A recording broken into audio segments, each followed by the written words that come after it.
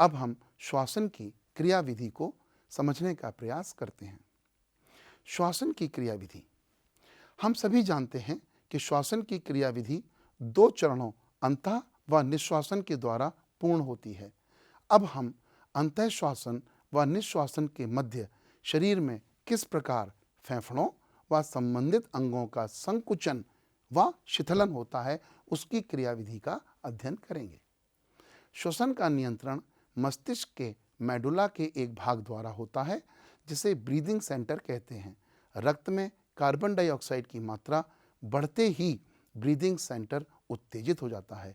इससे आवेग तंत्रिकाओं द्वारा डायाफ्राम में पहुंचते हैं, जिसकी प्रतिवर्ती क्रिया स्वरूप डायाफ्राम की रेडियल पेशियों तथा पसलियों की बाह्य अंतरापरशुक पेशियों में एक साथ संकुचन होता है, जिससे डायाफ्राम चपटा हो जाता है।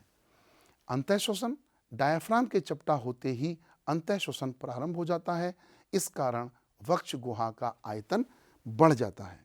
साथ ही बाह्य अंतरापरशुक पेशियों का संकुचन पसलियों और ओरोस्थि को ऊपर उठा देता है, जिससे वक्ष गुहा के आयतन में किसी प्रकार से भी हुई वृद्धि के कारण फेफड़ों के आयतन में भी समान वृद्धि होती है, जो फेफड़ों के दाब को वायुमंडलीय दाब से कम कर देती है और बाहर की वायु बलपूर्वक फेफड़ों के अंदर आ जाती है, अर्थात अंतःश्वसन की क्रिया होती है।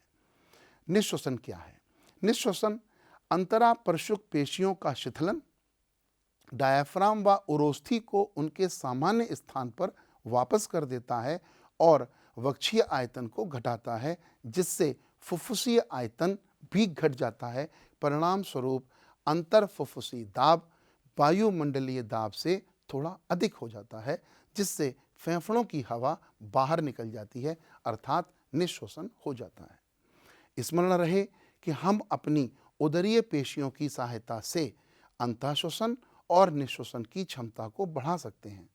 एक स्वस्थ मनुष्य औसतन प्रति मिनट 12 से 16 बार सांस लेता है, अर्थात श्वासन करता है।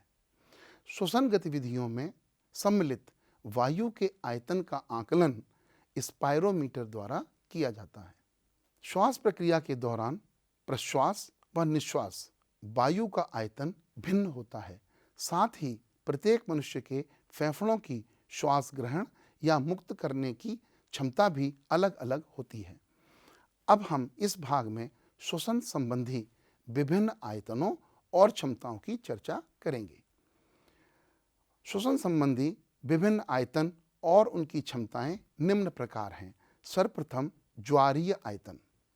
सामान्य श्वसन क्रिया के समय प्रति श्वास अंतःश्वासित या निश्वासित वायु का आयतन यह लगभग 500 मिलीलीटर होता है, अर्थात स्वस्थ मनुष्य लगभग 6000 से 8000 मिलीलीटर वायु प्रति मिनट की दर से अंतःश्वासित या निश्वासित कर सकता है। दूसरा है अंतःश्वसन सुरक्षित आयतन।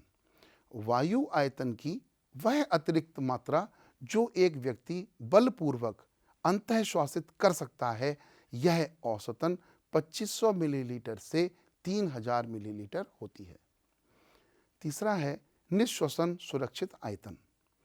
वायु आयतन की वह अतिरिक्त मात्रा जो एक व्यक्ति बलपूर्वक निश्वासित कर सकता हो, यह औसतन 1000 मिलीलीटर से 1100 मिलीलीटर होती है।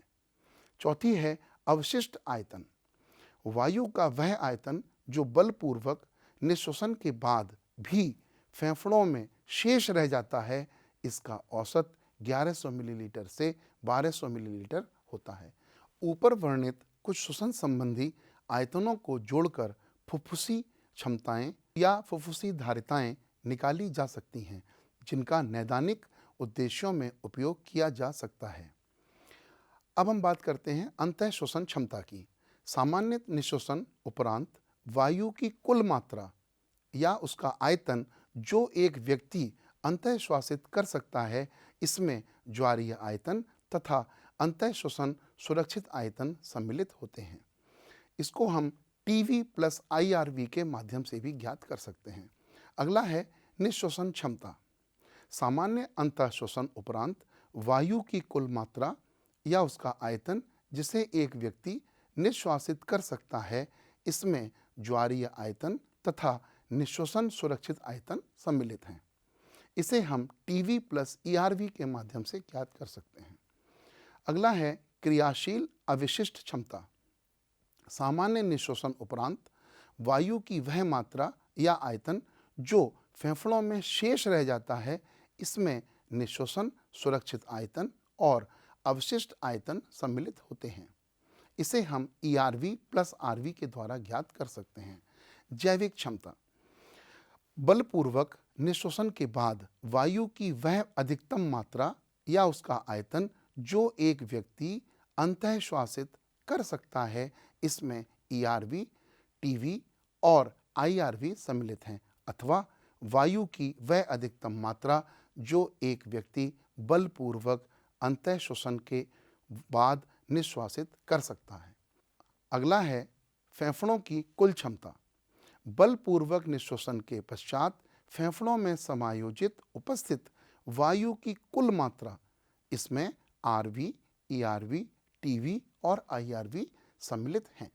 यानी जैव क्षमता प्लस अवशिष्ट क्षमता अर्थात वीसी प्लस आरवी।